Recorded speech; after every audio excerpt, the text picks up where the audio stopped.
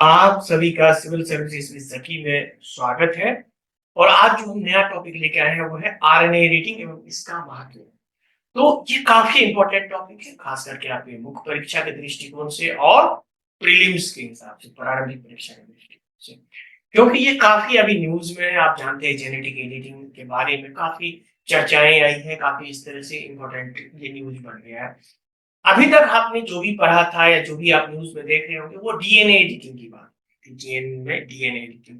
तो हम लोग देखते थे क्रिस्पर कैस 9 जो है वो क्या टेक्निक है। अभी हाल फिलहाल में ही जीनोम के बारे में जो पूरा प्रोजेक्ट पूरा हुआ था, खास करके जो डीएनए से संबंधित है, जो ये वीडियो है हमारा, ये वीडियो आप देख सकते हैं। इस तरह के बहुत सारे वीडियोस है। तो ये काफी इंपॉर्टेंट है, जीन एडिटिंग, जीन थेरेपी, इसके बारे में तो हम लोग ये भी जानेंगे जीन एडिटिंग क्या है।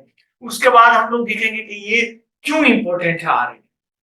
उसके साथ ही साथ हम जानते हैं आप लोगों के लिए बुक परीक्षा के लिए भी कुछ प्रश्न लाए हैं, खास करके जो इससे संबंधित है, और उसके साथ पीटी के लिए। तो चलिए आज बिना रुके हुए शुरू करते हैं और देखते हैं कि आज के कौन कौन से टॉपिक्स हैं, सब टॉपिक। तो इसमें जीन एडिटिंग क्या है इसके बारे में हम लोग समझेंगे। उसके बाद हम लोग समझेंगे आरएनए क्या है। उसके साथ ही हम लोग समझेंगे प्रोटीन का संश्लेषण क्यों महत्वपूर्ण है, यानी प्रोटीन सिंथेसिस यानी संश्लेषण जो होता है वो इंसान के लिए या कोई भी लिविंग ऑर्गेनिज्म के लिए क्या क्यों इंपॉर्टेंट है। उसके साथ ही हम लोग देखेंगे आरएनए एडिटिंग, यानी आरएनए एडिटिंग जो हमारा टॉपिक है इसमें ये क्या है इसके बारे में। और इसके बाद देखेंगे कि आरएनए एडिटिंग के कितने तरीके हैं, किस तरह से हम उसको कर सकते हैं एडिटिंग, इस पर करेंगे डिस्कस। उसके बाद आरएनए एडिटिंग का एक एप्लीकेशन है जिसका नाम है रिस्क्यू और रिपेयर। तो ये रिपेयर और रिस्क्यू क्या है इसके बारे में भी हम लोग देखेंगे। रिपेयर और रिस्क्यू के बारे में हम लोग यहाँ देखेंगे। उसके साथ ही हम लोग देखेंगे आरएनए एडिटिंग का महत्व क्या है, यानी ये क्यों डीएनए से भिन्न है और इसका क्या इंपॉर्टेंट है। और फाइनली जो हम लोग देखेंगे लास्ट में आरएनए एडिटिंग से जुड़ी चुनौतियां, यानी क्या चैलेंजेस हैं, क्या चुनौती है। क्योंकि ये जैसा कि मैंने बताया ये अभी अर्ली स्टेज में, ये शुरुआती दौर में, आने वाले भविष्य में ये काफी इंपॉर्टेंट होने वाला है मेडिकल साइंस के क्षेत्र में। तो इसका हम संदर्भ देखते हैं। तो चलिए इसको हम देखते हैं, इसका संदर्भ। तो बेसिकली यूनाइटेड स्टेट्स जो अमेरिका है उसका फूड एंड ड्रग एडमिनिस्ट्रेशन ने CRISPR Cas 13 RNA editing technology, ये जो नया टेक्नोलॉजी है, इसको इन्होंने नैदानिक परीक्षण यानी जो क्लिनिकल ट्रायल है उसके लिए इन्होंने अनुमति दे दी है। और इसका उद्देश्य जो था वो था wet age related macular degeneration, या जिसको एएमडी शॉर्ट फॉर्म में कहा जाता है। ये बेसिकली एक आंख की बीमारी है जो आप देखेंगे कि लाखों लोगों को दुनिया में अंधापन का कारण बनता है, और ये एक जेनेटिक है। तो इसको ये करने का ये तकनीक जो है, तो अब आप देखेंगे क्रिस्पर तकनीक जो है अनुवांशिकी के क्षेत्र में क्रांति ला दी है। आप जानते हैं जैसे कि डीएनए डीएनए का कैस 19 है, क्रिस्पर कैस 19। तो ये क्रिस्पर टेक्निक ही आपको आरएनए इसी का यूज किया जाता है। इसमें कैस 9 है यानी 9वें नंबर का प्रोटीन है क्रिस्पर एसोसिएटेड, कैस का मतलब होता है क्रिस्पर एसोसिएटेड। उसी तरह से ये जो आरएनए का एडिटिंग किया जा रहा है वो क्रिस्पर कैस 13 है। तो ये भी इसके लिए स्पेसिफिक डिजाइन किया गया है। तो चलिए इसमें हम देखते हैं सबसे पहले कि जीन एडिटिंग क्या है। यानी जब हम लोग जेनेटिक डिजीज की बात करते हैं, जेनेटिक डिसऑर्डर की बात करते हैं, तो देखते हैं कि आखिर जीन एडिटिंग क्या है। तो चलिए इसके बारे में समझते हैं। तो जीन एडिटिंग बेसिकली जीनोम का एडिटिंग होता है। तो चलिए अभी हम थोड़ा एनिमेशन में आपको जीनोम भी बताएंगे कि क्या है। बेसिकली जीनोम जो होता है, जो डीएनए आप देखते हैं और उसका जो बेस पेयर होता है उसके बीच में है। तो ये बेसिकली तकनीक है जो वैज्ञानिक डीएनए के सटीक परिवर्तन करने में सक्षम बनाता है, यानी सटीक उसका जो बेस पेयर है उसको आप से ये कर सकते हैं। इसमें क्या होता है, इसको आप जोड़ सकते हैं, हटा सकते हैं, उसको संशोधित कर सकते हैं, मॉडिफाइड भी कर सकते हैं जेनेटिक एडिटिंग में। अब हम देखेंगे इसमें कि जीन एडिटिंग में जो जीन जो होता है, यानी जीन एडिटिंग जो जो जो आप डीएनए में करते हैं वो अस्थायी परिवर्तन होता है, यानी आपने जो चेंज किया वो परमानेंट हो जाता है। लेकिन दूसरी ओर अगर हम देखें आरएनए एडिटिंग में, ये चूंकि जीन एडिटिंग आपने किया, ये डीएनए का एडिटिंग किया, तो ये क्या हो गया, परमानेंट हो गया। लेकिन दूसरा और अगर हम आरएनए का देखें, तो आरएनए का अगर हम देखेंगे तो आरएनए में क्या हो जाता है, टेम्पोररी हो जाता है, यानी इसका समझिए कि क्षणिक होता है, यानी अस्थायी होता है। क्योंकि आरएनए अणु हमारी कोशिका में लगातार बनते रहते हैं और विघटित होते रहते हैं। आप देखते हैं राइबोन्यूक्लिक एसिड, इसे आरएनए का है राइबोन्यूक्लिक एसिड। तो इसके बारे में तो सबसे पहले हम देखेंगे इसमें कि आरएनए क्या है। जब हम देख रहे हैं आरएनए बन रहा, तो आरएनए के बारे में भी थोड़ा हम लोग ध्यान दें। तो चलिए देखते हैं आरएनए के बारे में। तो आरएनए को राइबो न्यूक्लिक एसिड कहा जाता है, आप जानते ही होंगे। डीएनए को डीऑक्सी राइबो और इसको राइबो न्यूक्लिक, यानी एन आर एन, यानी राइबो न्यूक्लिक एसिड इसको कहा जाता है। ये बेसिकली सिंगल स्ट्रैंडेड यानी एकल स्ट्रैंडेड बायोमोलिक्यूल से जो विभिन्न जैविक प्रक्रियाओं में महत्वपूर्ण भूमिका निभाता है। हमारे सेल के अंदर जाते हैं तो बहुत सारी चीजें, यह विशेष रूप से आपको क्या करता है, प्रोटीन संश्लेषण में काम करता है, यानी प्रोटीन संश्लेषण और जीन अभिव्यक्ति, यानी जो जीन है, जीन का एक्सप्रेशन से डायरेक्टली ये रिलेटेड आपको रहता है। उसको चूंकि ट्रांसलेशन करता है, हम लोग देखेंगे कि मैसेंजर आरएनए होता है।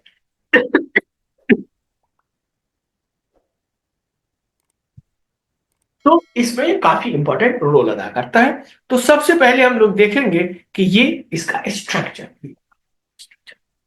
अब इस स्ट्रक्चर में देखिए ये दो है, ये क्या है, आरएनए और उधर वाला डीएनए आपको दिखाई दे रहा है। अब देखिए इसमें तीन बेस पेयर जो होता है वो सामान्य होता है, जैसे साइटोसिन, गुआनिन, एडिनिन।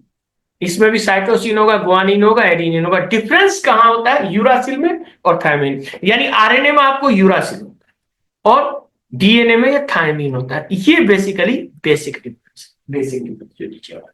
बाकी का ऊपर का तीनों सेम बेस पेयर होता है। तो अब आप समझ गए आरएनए और डीएनए का बेसिक स्ट्रक्चर उसके बीच में। आगे देखिए कि प्रोटीन संश्लेषण क्यों बन, जब हम कह रहे थे कि ये आरएनए प्रोटीन को संश्लेषित करता है, तो ये आखिर प्रोटीन संश्लेषण क्यों महत्वपूर्ण है, तो इस पे भी चर्चा करते हैं।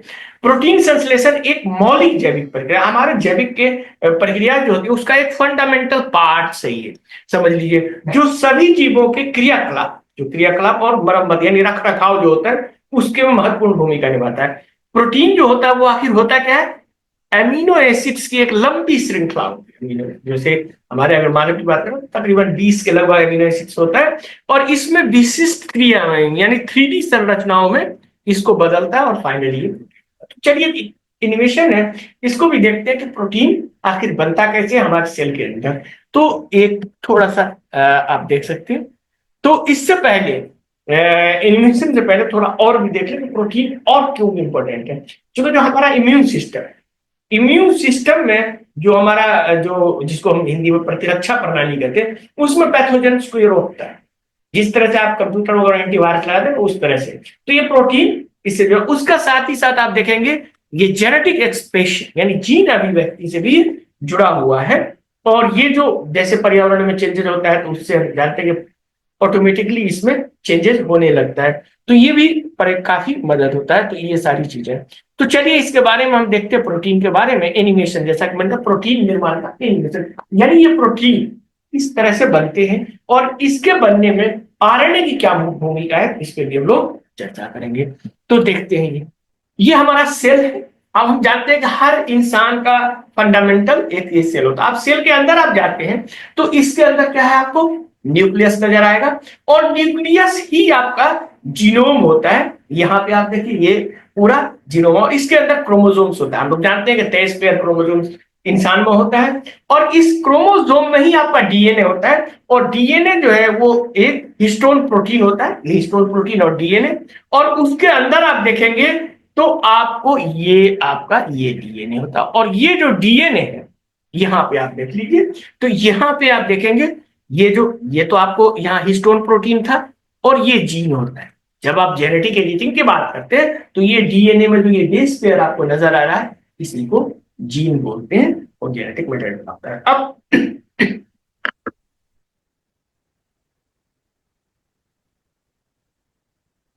इसी को जीन बोलते हैं। अब आगे चलो। अब ये जो है डीएनए आगे जाता है तो एक इंजाइम होता है जिसका नाम है आरएनए पॉलीमरेज। ये आरएनए पॉलीमरेज, ठीक है।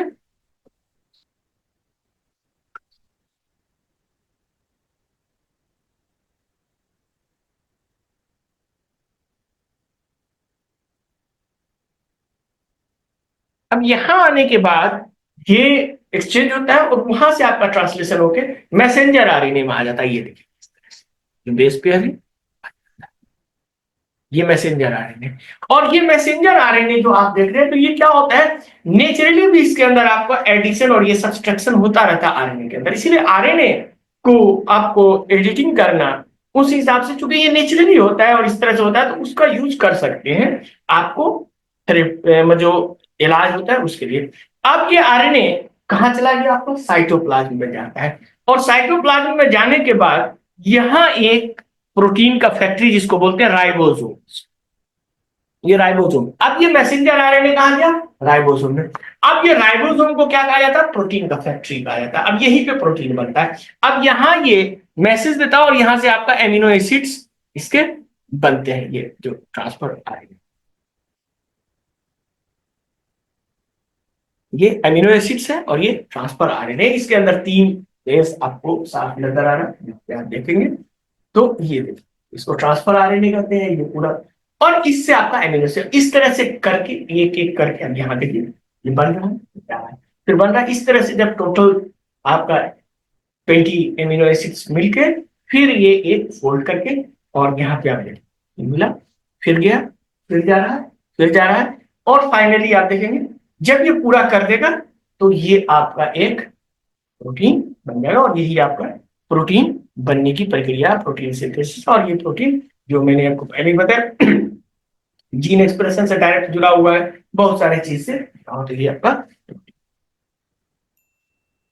तो आपने देखा किस तरह से प्रोटीन प्रोटीन फैक्ट्री यानी राइबोसोम में बना। आगे चलते हैं हम लोग आरएनए एडिटिंग। अब आते हैं तो क्या आरएनए एडिटिंग है क्या। तो आरएनए एडिटिंग की बात अगर हम लोग करें तो ये अणुओं की अनुवांशिक जानकारी को संशोधित, जो क्योंकि ये आरएनए तो मैसेंजर था, मैसेज लेके जा रहा था, उसके बीच में ही इसको चेंज कर दिया जाता है, यानी अणुओं की अनुवांशिक जानकारी में उसी में एडिटिंग का काम होता है। बेसिकली इसका अर्थ यह है कि न्यूक्लियोटाइड्स को जोड़कर, हटाकर, उसमें से फिर से मतलब फिर से उसको मॉडिफाई करके आरएनए अणु का जो आरएनए अणुओं के अनुक्रम, यानी जो उसका बेस पेयर है उसको चेंज कर देना। ये आप देखेंगे तो मनुष्यों में, पौधों में, वायरस सहित कई जीवों के केंद्रक और माइटोकॉन्ड्रिया और प्लास्टिड्स, ये सब में आपको मिल सकता है। यानी आपने जो देखा उसके न्यूक्लियस में भी हो सकता है, ये सारी चीजें हो सकती है। तो ये आरएनए एडिटिंग। अब हम लोग देखेंगे आरएनए एडिटिंग के तरीके क्या है, यानी किस तरीके से हम आरएनए को एडिट कर सकते हैं। तो इसमें हम लोग देखेंगे आरएनए एडिटिंग तकनीक ने चिकित्सीय अनुप्रयोग यानी जो चिकित्सा आशाजनक उपकरण के रूप में देखा था, जैसा कि मैंने बताया कि अभी क्लिनिकल ट्रायल के लिए दिया गया, लेकिन ये विशेष रूप से आप देखेंगे जीन थेरेपी के रूप में एक नया एंट्री है। पहले डीएनए हम लोग देख रहे थे, आरएनए एक नया एंट्री है। अब आरएनए एडिटिंग के 4 प्राथमिक यानी 4 मेन है, जो 2 सबसे इंपॉर्टेंट है, उसके बाद भी 2 है। लेकिन जो क्लिनिकल ट्रायल है वो जैसे मैंने अभी बताया क्रिस्पर, उस पर बात करेंगे हम लोग। तो ये 4 तरीके कौन कौन है, तो चलिए देखते हैं। Number 1, base substitution and editing, यानी बेस सब्स्टिट्यूशन, यानी उसमें कि आप बेस को ही चेंज कर देते हैं, जैसे कि एडिनोसिन टू आयोनोसिन, यानी न्यूक्लियोटाइड को एक दूसरे में बदल दे रहे हैं, यानी ए को आई से चेंज कर दे रहे हैं, यानी एडिनोसिन को आयोनोसिन में परिवर्तित किया जाता है। और ये बेसिकली ट्रांसलेशन के दौरान आप देखेंगे जब ट्रांसलेशन होता है तो ये बेसिकली आयोनोसिन को ग्वानिन के रूप में व्याख्या किया जाता है, हम लोग जानते हैं। तो ये सारे उसी तरह से संभावित रूप से परिणामी प्रोटीन, यानी जो प्रोटीन होता है जिससे आपका एमिनो एसिड्स का अनुक्रम बदल जाएगा। आपने देखा था कैसे एमिनो एसिड्स बन रहे थे, अब ये नहीं हम लोगों ने देखा, तो इसका अनुक्रम बदल दिया जाता है। और ये प्रक्रिया जो किया जाता है वो एक एंजाइम के द्वारा किया जाता है जिसका नाम है एडिनोसिन ड्राइमेनेज एक्टिंग ऑन आरएनए, जिसको अडार्स कहा जाता है। ठीक है, तो अब हम लोग देखेंगे ये अडार्स कैसे करता है, मैकेनिज्म, यानी इसका मैकेनिज्म क्या है, किस तरह से ये काम करता है। तो ये बेसिकली अडार्स देखेंगे डबल स्ट्रैंडेड आरएनए। आरएनए चूंकि आपने कहा था मतलब आपको मैंने बताया सिंगल सिंगल तो है, लेकिन वो काफी लंबा होता है, वो ऐसे घूम गया। अब वो एक ही है, चूंकि स्ट्रेट जैसा नहीं होता है। अब जब स्ट्रेट नहीं होगा तो वो इस तरह से हो जाएगा, इस तरह से हो जाएगा, स्ट्रेट नहीं होके अब एक ही स्टैंडर्ड है, ऐसे घुमा। तो इस तरह से घूम गया तो ये हो गया यहाँ पे डबल स्टैंडर्ड। तो इस तरह से आपका होता है। तो ये बेसिकली इसमें एडिनोसिन से आयनोसिन में हाइड्रोलाइटिक डीएमिनेशन को उत्प्रेरित करता है, यानी उसको वो कैटलाइज करता है और फाइनली कोडोन का उपयोग करके इसको चेंज कर दिया जाता है। तो ये टेक्निक आसानी से यूज किया जाता है। आगे हम लोग देखेंगे इसका एनिमेशन। जैसा कि आप जानते हैं कि मैं आपको एनिमेशन देता हूं ताकि समझ जाए, क्योंकि जो विज्ञान का टॉपिक होता है ये काफी टफ होता है। हम जानते हैं बहुत सारे लोग आप लोग देखते भी नहीं हमारे वीडियो को, लेकिन ये काफी इंपॉर्टेंट हो जाता है जब यही क्वेश्चन आपका आता है। जैसे आप लोग को याद होगा कि एक वीडियो से हमारा 3 क्वेश्चन है हाइड्रोजन वाले से, जो पर्यावरण पे ये वीडियो जो हमने दिया था। तो ये वीडियो से आप देख लीजिए कि 3 आ गया। तो चलिए आपने देख लिया। तो इस तरह से बहुत सारे हमारे जो वीडियो है काफी इंपॉर्टेंट है। तो चलिए अब हम एनिमेशन की तरफ आते हैं। तो ये एनिमेशन देखिए, तो ये एडार कैसे वर्क करता है, इस पे हम लोग यहां देखते हैं। तो बेसिकली एडार जो है काफी पावरफुल, आप देखेंगे ट्रीटिंग डिजीज को करने के लिए एक है। तो नॉर्मली हम लोग देखते हैं ये जो डीएनए होता है, ये डीएनए का ट्रांसक्रिप्शन होता है, और ट्रांसक्रिप्शन के बाद आप देखते हैं कि उसमें से आरएनए ये इस तरह से होता है, ये देखिए। और फाइनली आप देखेंगे यहाँ पे जब आरएनए का होता है तो आरएनए फिर ट्रांसलेशन के बाद प्रोटीन में बनाता है, यानी डीएनए से ट्रांसक्रिप्शन हुआ, फिर आरएनए में आया और आरएनए उसको amino acids different different base pair करके आपका प्रोटीन बना दिया। ठीक है, ये इस तरह से ये प्रोटीन आप देख लीजिए, ये इस तरह से प्रोटीन 3 स्टेज में होगा। अब यहां पे आप देखेंगे ये जो आरएनए है इसमें एडिटिंग किया जाता है, खास करके A to I वाला, जैसे कि आरएनए एडिटिंग का आप देख सकते हैं। तो आरएनए एडिटिंग में आप इसमें आपको डिजायर्ड प्रोटीन का आपको निर्माण कर सकते हैं आप उस हिसाब से। ठीक है, अब आगे चलते हैं हम लोग। तो ये देखिए इस टेक्निक को कहते हैं A to I बेसिकली। अब यहां देखिए ए आया, अब ए को चेंज करके आई कर दिया, चेंज कर दिया गया। तो अब यहाँ पे ये वर्क कैसे करता है यहाँ देखिए। नॉर्मली जब हम देखते हैं तो ये आरएनए, ये देखिए इस तरह से होता है। तो अब यहाँ पे आरएनए का भी डबल स्ट्रैंड हो जाता है, और वहीं पे ए को ये चेंज कर देता है, ये आधार एंजाइम। अब ये आधार यहाँ पे आएगा और इसको जिस तरह से आप करते हैं इस सेटिंग कर दिया, यहाँ पे सेटिंग किया। फिर देखिए यहाँ ए था, इसको वो आई बना दिया, और इस तरह आपका एडिटिंग हो गया। अब इस तरह से एडिटिंग करते हुए अब जहां ये देखिए आई जो है वो एक्सप्रेशन करता है ग्वानिन का। ठीक है, आयनोसिन से ग्वानोसिन यहां पे आता है। अब यहाँ पे देखिए इस तरह से बनते हुए ये आपको प्रोटीन बनाता है, जो फंक्शनल प्रोटीन होता है। अब ये प्रोटीन आगे चलेंगे हम लोग, तो ये पूरा हमारा, चूंकि जो जानते हैं प्रोटीन हमारा प्रतिरक्षा जो डिफेंस सिस्टम, तो ठीक उस तरह से काम करता है जिस तरह से आप एक कंप्यूटर है लैपटॉप लेते उसमें एंटीवायरस कैसे काम करता है उस तरह से। यानी जो भी बाहरी आएगा, एक तो आपके बॉडी के अंदर है उसको वो पहचान रहा है, और जो बाहरी आएगा उसको अटैक करेगा और उसको खत्म कर देगा, उस वायरस को या बैक्टीरिया को जो आपके इस पे आया। यहाँ पे देखिए ये आपका ह्यूमन का है और ये वायरस का आरएनए है। और इस तरह से वायरस का आरएनए अगर आया तो ये फाइनली इसको आपको डिफेंस करेगा, और इसको फाइनली ये देखिए आएगा और ये एटीआर से आके उसको खत्म कर देगा, उसको रिमूव कर देगा। तो इस तरह से हमारा वो रक्षा करता है, हमारी प्रतिरक्षा सिस्टम इस तरह से होता है कि आपका ह्यूमन और इसमें यहाँ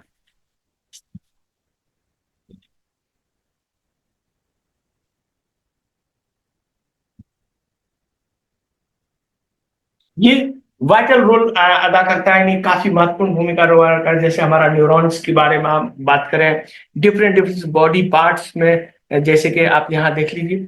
तो इस तरह से आपका ये, और ये जो एडीआर होता है ये हमारे बॉडी में बहुत मात्रा में पाए जाते हैं, और इससे हमारा आगे आने वाले जो भविष्य में चिकित्सकीय पद्धति है, यानी जो मेडिकल का साइंस है उसमें काफी चेंज होने वाला है।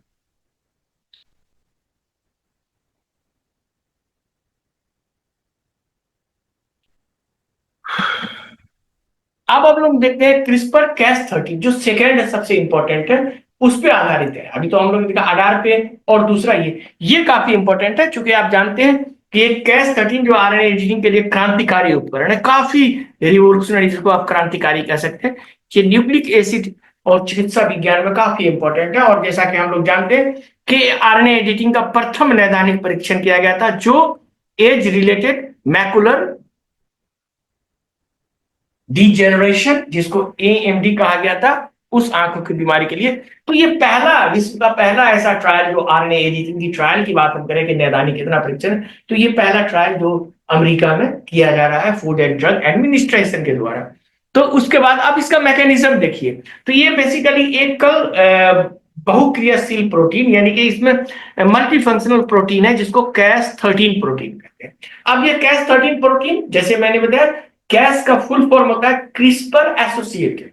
सी से क्रिस्पर हो गया, ए से एसोसिएटेड, क्रिस्पर एसोसिएटेड, और 13 का मतलब हो गया कोड, यानी कितना नंबर प्रोटीन, 13। अगर 9 है, जो डीएनए में है, क्रिस्पर Cas9 जो डीएनए एडिटिंग हम लोग करते हैं, तो उसका है 9वां नंबर प्रोटीन, और ये क्या होगा 13, यानी तीसरा। और इसके साथ एक जो होता है वो गाइड आरएनए होता है, या गाइड आरएनए को ही सीआरआरएनए, यानी इसको सीआरआरएनए का फुल फॉर्म हो गया क्रिस्पर आरएनए। तो ये भी होता है, और ये इसका लक्ष्य जो होता है, वो लक्ष्य का ये अनुक्रम में जाता है, और ये विशिष्ट आरएनए के लक्ष्यों को बांधने, विभाजित करने, यानी उसको काटने वगैरह का काम करता है, आराम से वो कर लेता है इस तरह से। तो अगर हम देखें इसमें, तो इसमें दो है एडिटिंग एप्लीकेशन इसका, इस प्रकार, एक का नाम है रिपेयर और दूसरा है रेस्क्यू। अब रिपेयर और रेस्क्यू क्या है, तो वो देख लीजिए। रिपेयर का फुल फॉर्म है RNA editing for programmable A to I replacement. तो जैसा कि मैंने बताया, ए से आई, उसी तरह का रिप्लेसमेंट है इसमें। दूसरा है रेस्क्यू, यानी सी टू यू एक्सचेंज, यानी साइटोसिन से यूराटिडिन। तो इस तरह से, तो इसमें हम देखेंगे कि इस विधियां जो है जीनोमिक डीएनए को अस्थायी परिवर्तन किए बिना आरएनए ट्रांसक्रिप्ट को, यानी डीएनए में जो परमानेंट चेंज होता है उसके चेंज किए बिना ये आरएनए जो ट्रांसक्रिप्ट हमने देखा था कैसे, डीएनए से ट्रांसक्रिप्ट आरएनए, आरएनए से फिर ट्रांसलेशन करके प्रोटीन बना। तो ये तीन चीज जिस तरह से होता है, उसको उसमें सक्षम बनाता है। तो ये एडिटिंग टूल, तो ये एडिटिंग टूल भी काफी इंपॉर्टेंट है। आगे हम लोग देखेंगे इसका एनिमेशन, जैसा कि मैंने आपको बताया कि मैं एनिमेशन देता हूं आपको, ताकि आप इजीली इसको समझ सके। तो देखिए इसको आखिर है क्या ये, तो क्रिस्पर 9। तो बेसिकली जो क्रिस्पर टेक्निक है, शुरुआत इसकी जो होती है वो डीएनए एडिटिंग से शुरू किया गया था। और ये देखिए, ये शुरुआत में जो इसका हुआ था वो क्रिस्पर Cas9, जैसे मैंने बताया कि क्रिस्पर एसोसिएटेड प्रोटीन 9 जो डीएनए एडिटिंग के लिए किया गया था। तो यहां आप देखिए इसको, अब इसके अंदर जैसा कि मैंने बताया कि जब क्रिस्पर टेक्निक से आप यूज करते हैं, तो एक गाइड आरएनए होगा और एक आपका, यहां पे देखिए क्रिस्पर का जो अगर आप देखेंगे, तो ये क्रिस्पर क्या है, संक्षेप फॉर्म। इसका फुल फॉर्म अगर हम लोग देखें, तो clustered regularly interspace short palindromic repeats, ये इसका फुल फॉर्म है। यहां जो आप देखें ये फुल फॉर्म है। और इसके अंदर जैसा कि मैंने बताया, ये प्रोटीन Cas9 है, जो बेसिकली डीएनए एडिटिंग की बात कर रहा है। लेकिन इसी जगह Cas13 जो है वो आरएनए एडिटिंग के लिए यूज करेंगे। तो Cas9 है, और यहां पे आप देखेंगे Cas9 है, और यहां पे गाइड आरएनए। तो ये गाइड आरएनए, जिसको सीआरआरएनए ने मैंने कहा था वो, तो ये सारी चीजें हैं, यानी क्रिस्पर आरएनए। आगे देखते हैं हम लोग इसी में, ये देखिए, तो ये बेसिकली जो हमारा बेस पेयर होता है, उसको ये डिफरेंट तरीके से मॉडिफाई करता है। तो इस तरह से आप देख सकते हैं। तो यहां देखिए, अब इस तरह, तो ये तो डीएनए का हो गया आपका, लेकिन इसी का कजन्स, जैसा कि मैंने बताया, ये तो डीएनए एडिटिंग का हो गया। तो ये डीएनए एडिटिंग की तो बात हम बता रहे थे हम। तो ये अब हम लोग ये Cas9 की बात कर रहे थे, इसी का कजन्स है, इसी का समझिए सौतेला भाई, या जो आप कह सकते हैं, वो Cas13 है। अब ये Cas13 जो है, ये बेसिकली आपको आरएनए के लिए एडिटिंग के लिए। अब इसमें देखिए इस तरह से, एक यहाँ देखिए Cas13 है। अब यहाँ जो गाइड आरएनए है, यहाँ पे आप देख लीजिए गाइड आरएनए आएगा, और यहाँ पे ये जो काट देते हैं, ये देखिए, ये कैंची की तरह काटने का काम यहाँ आपका ये करना है। और इसको कहते हैं कोलेटरल क्लीवेज।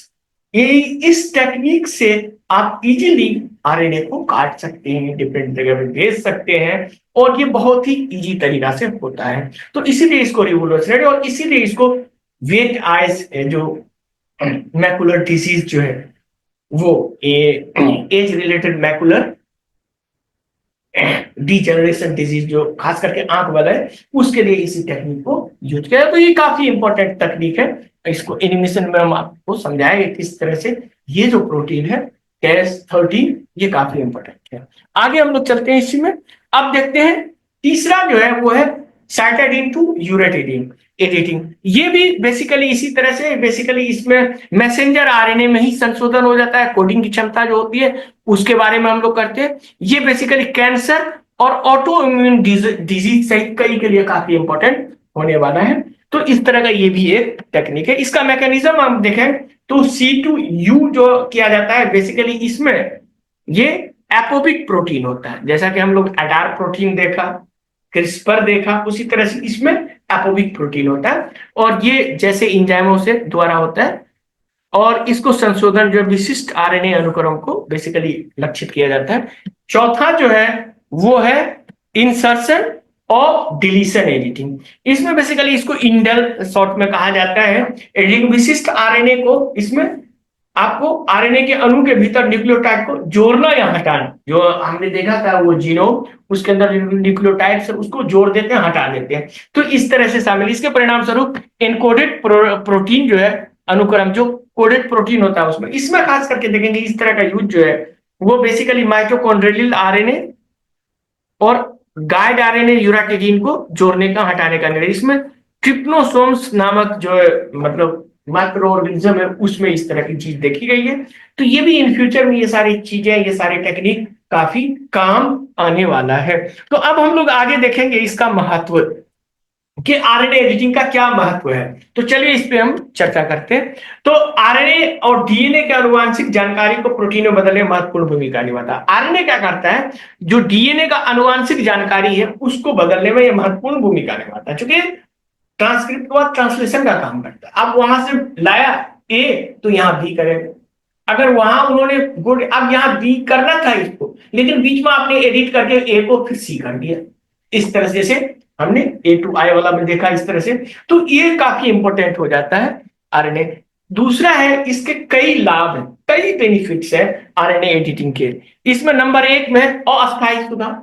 जैसे कि अगर आप डीएनए एडिटिंग करते हैं तो उसका परमानेंट चेंज हो जाता है। अगर कोई डिजीज आप का निदान कर रहे हैं, उसमें खुदा न खास्ता कभी गलती हो गई तो वो तो पेशेंट वैसे भी चला जाएगा, उसका साइड इफेक्ट हो सकता है, कभी लेथल हो जाए, काफी घातक हो सकता है। लेकिन अगर हम आरएनए एडिटिंग करेंगे तो ये अस्थायी तौर पे, अगर कुछ गलती भी हो गई तो थोड़ी देर में वो ठीक हो जाएगा।